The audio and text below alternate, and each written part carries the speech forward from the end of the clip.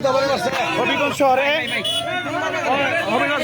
জেলা মুক্তিযোদ্ধা কমপ্লেক্সের সামনে একটি মহিলাকে দাও দিয়ে আঘাত করেছে। এই তুমি দাও দিয়ে আঘাত করলে কেন? তুমি দাও দিয়ে আঘাত করলে কেন?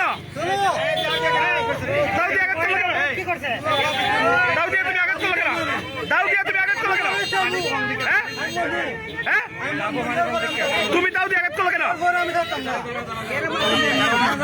দাও দিয়ে আঘাত করেছে রক্তাক্ত যখন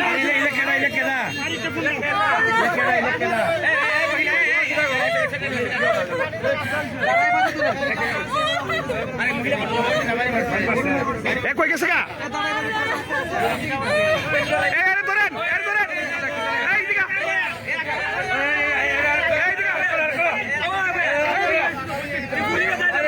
তুমি দাও দিয়ে আঘাত করলে কেন? দাও দিয়ে আঘাত করা হয়েছে। এই মহিলাটাকে দাও দিয়ে আঘাত করেছেন।